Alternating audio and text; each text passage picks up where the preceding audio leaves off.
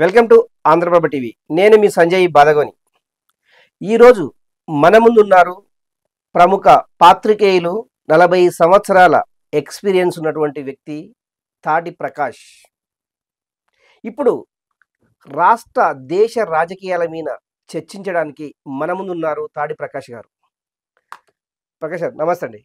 నమస్తే. నిజంగా జగన్మోహన్ రెడ్డి ఈ స్థాయి దిగజారిపోవడానికి అంటే 11 సీట్లకే పరిమితం కావడానికి రీజన్స్ వెతికితే మీరు ఏ విధంగా విశ్లేషిస్తారు? అవన్నీ క్లియర్గా ఉన్నాయండి. ఒకటి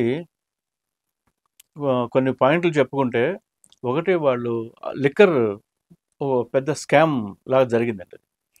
చాలా ఘోరమైన, అన్యాయమైన, నాసిరకం లిక్కరు ఎక్కువ ధరలకు అమ్మి ఓకే, దాని ద్వారా ఆదాయం సమకూర్చుకున్నారు. అది చేశారు. అది అలాగే ఇసుకకు సంబంధించి కూడా చాలా అక్రమాలు జరిగాయి. ఇవి కాకుండా మేజర్గా వాళ్ళు చేసిన పనులు ఉన్నప్పటికీ, ఏదో స్కూళ్ళు, హెల్త్ అనే పాజిటివ్ వ్యవహారాలు ఉన్నప్పటికీ, వాళ్ళు అందరూ చెప్పే వాలంటీర్లని వాళ్ళు అపాయింట్ చేసుకున్నప్పుడు కొత్తగా వాళ్ళకి ఎలిజిబిలిటీ టెస్ట్లు పెట్టి వాళ్ళు చదువుకోవాలి తీసుకున్నందువల్ల వాళ్ళు పార్టీ కోసం పనిచేసిన కార్యకర్తల్ని విస్మరించారు, వాళ్ళని వదిలేశారు. కార్యకర్తలు జెన్యూన్గా మా పార్టీ, నా నాయకుడు జగన్మోహన్ రెడ్డి అని పనిచేసిన వాళ్ళు బాగా హర్ట్ అయ్యారు. ఓకే ఓకే ఈ మాట 2 రోజుల క్రితం సాక్షిలోనే రాశారు.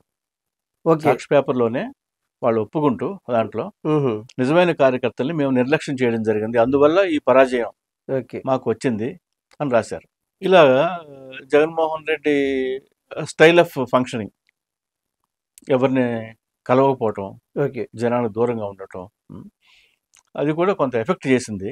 అది నమ్ముకున్న వాళ్ళని ముంచారు అనేది. అంటే ఎలక్షన్ రిజల్ట్స్ చూసినప్పుడు రెడ్ల ప్రాబల్యం ఎక్కువ ఉన్న చోట్ల కూడా జగన్మోహన్ రెడ్డి ఓడిపోయాడు. అవును, చాలా ప్రాంతాల్లో. అవును. కనుక ఇంత పెద్ద ఓటమి వచ్చింది. The other side of the coin ఏంటంటే, జగన్మోహన్ రెడ్డి నిజంగా వచ్చి అంత ఘోర పరాజయం ఏమీ కాదు. ఓకే, వైఎస్ఆర్సీపీకి మన ఎలక్షన్స్లో 1,30,00,000 ఓట్లు వచ్చాయి మన జరిగిన అసెంబ్లీ ఎన్నికలు. ఓకే, టీడీపీ కూటమికి 1,52,00,000 ఎంతో వచ్చాయి. అంటే జస్ట్ 1-2%, ఒక 2% పైనే ఉంది.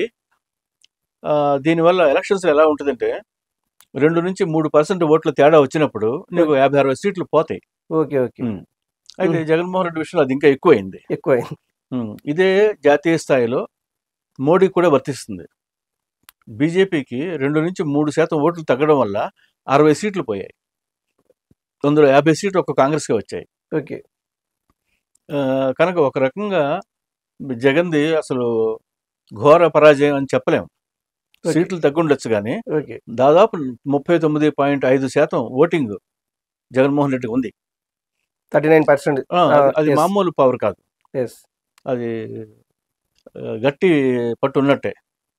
అంటే ఆయన చెప్పినట్టు సంక్షేమ పథకాలకు ఆయన ఇచ్చిన డబ్బులు వల్ల, కొన్ని చేసిన మంచి పనుల వల్ల ఆయనకు అంత ఓటు వచ్చింది. అవి సీట్లుగా కన్వర్ట్ కాలేదు. సార్, ఒకటి ప్రజలకు సంక్షేమ పథకాల అవసరమా, రాష్ట్ర అభివృద్ధి అవసరమా అంటే మీరు ఏం చెప్తారు? 2 వాటి మధ్య బ్యాలెన్స్ ఉండాలి. అది చేయలేకపోయారు. ఏదో ఒకటే జరిగింది అక్కడ, రెండోది జరగలేదు. బ్యాలెన్స్ మెయింటైన్ చేయలేదని వాళ్ళు ఒప్పుకుంటున్నారు. అలాగే కొంచెం ఈ కక్ష సాధింపు లాంటిది కూడా. అవును, ఆ ప్రజావేదిక పడగొట్టడము, ఆ అమరావతిని అలాగా నిర్లక్ష్యం చేయడం, పూర్తిగా దాన్ని వదిలేయటం, వేస్ట్ ల్యాండ్ లాగా వదిలేయటం, అలా చేయకుండా ఉండాల్సిందేమో అనిపిస్తుంది. ఇది ఈరోజు స్పెషల్ ఇంటర్వ్యూ. మరో ఇంటర్వ్యూతో మళ్ళీ కలుద్దాం. నమస్తే.